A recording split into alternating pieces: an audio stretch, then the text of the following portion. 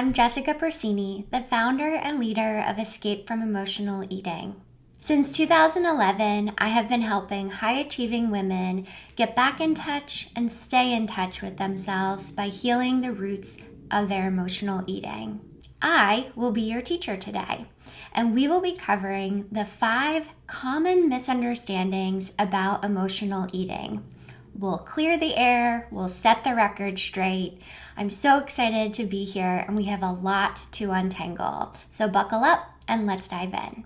The first common misunderstanding about emotional eating is this assumption that emotional eating means eating 10 bags of potato chips or a whole box of donuts. This is just wrong. Not true. Thanks to diet culture and a general miseducation around what emotional eating is, which, by the way, is why I'm making this video, to clear the air and set the record straight. Emotional eating is commonly referred to in extremes, like eating 10 of something, or a whole box or a whole bag of something. But the truth is that emotional eating has very little to do with how much you are eating and has everything to do with why you are eating. What all emotional eating has in common, what is really at the base of it all, is no matter what you are eating, there is a general disregard, an overriding, or even self-destructive behavior behind the eating. And this is what separates emotional eating from the emotional eating that is self-destructive. Common misunderstanding number 2, emotional eating only happens with junk food. This is just not true, because emotional eating is also not so much about what you are eating, but why you are eating. So you can swap out your cookies for carrot sticks, but the truth is that emotional eating can happen with healthy food too. Okay, this is where we start to get into some more complicated territory with common misunderstanding number 3 and number 4. So bear with me here. Common misunderstanding about emotional eating number 3 is the assumption that emotional eating is okay because everybody is doing it. Just because something is common doesn't mean it's okay.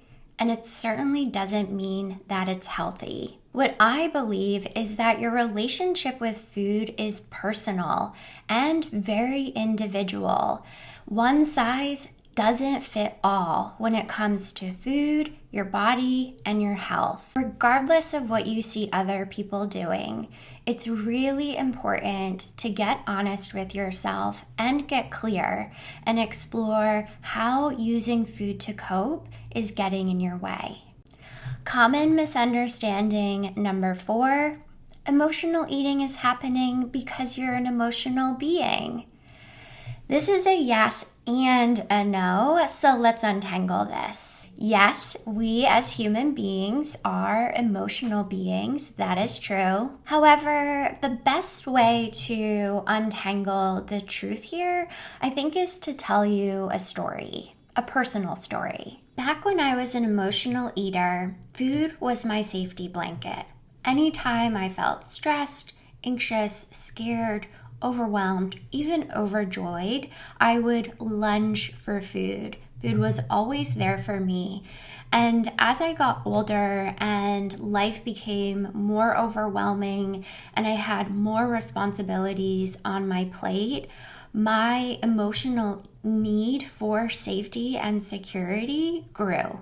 And since I didn't have the tools or the support to create that emotional need for safety and security and a sense of control, because I didn't know how to do that intrinsically, I used food to really fill that hole, which only made my emotional eating worse and worse. Until I finally said, enough is enough, and I realized what I was doing was not healthy and not sustainable. And in healing my emotional eating, I had to learn how to come back into integrity with my physical body. But I also had to learn the language of my emotional body and tend to and feed my emotional needs internally without using outside substances like food or even shopping to get the job done. Now, being free from my emotional eating, I have the ability and the experience to be able to create my sense of safety intrinsically and experience it at all times, not just in the mere minutes that I am eating. So yes, we are emotional beings, and yes, we want our relationship with food and food experiences to be fun and pleasurable and enjoyable. But it's when food becomes the source to feed our emotional needs, that's where things can start to get off track and become unhealthy. And I want to give just a really clear and loving warning that these misconceptions in number 3 and number 4, the thinking like, oh, everybody does it and we're emotional beings, don't worry about it. I'm not here to shame anyone, but I think it's really important as a society that this kind of language can actually enable unhealthy behavior for people who have really complicated relationships with food. So these are issues we want to be really conscious of.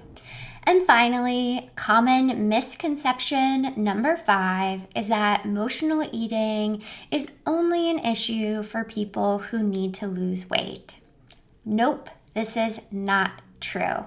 I've been doing this work since 2011, and in the hundreds and hundreds of people that I have worked with, if you looked at them from the outside, you would probably never know that they had such chaotic and complicated issues when it came to food and their body.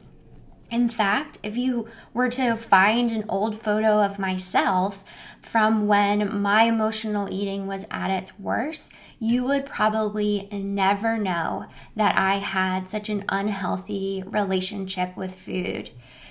In fact, what I found is that the people who look like they have it all together when it comes to food and their health are usually the ones who on the inside are really struggling. Back when I was an emotional eater, I didn't fit into a lot of the boxes and assumptions that people made around emotional eating. I didn't have hundreds of pounds to lose. I didn't have a full-blown eating disorder like anorexia or bulimia, and I never really ate 10 bags of anything. I kind of landed and was in this middle gray area, and I was frustrated looking for support for people like me who knew so much about food and fitness but was not at peace in their relationship with food, who were driven and striving for excellence in everything that they did, but had this secret of using food to cope with the high levels of stress that they had in their lives.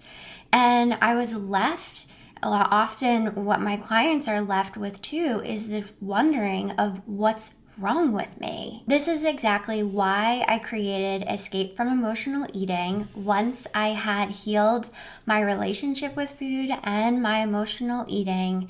I created the unique and custom programming because one size doesn't fit all, especially when it comes to food, our bodies, and our health. If you want to truly thrive in this world, using food to cope will only get in your way. And to heal emotional eating, you have to get to the root of it. So come on over to innerwork.me so we can stay connected. And this will also give you exclusive access to the 4 Roots of Emotional Eating quiz, so you can discover what is at the root of your emotional eating. That's innerwork.me. I'll see you there.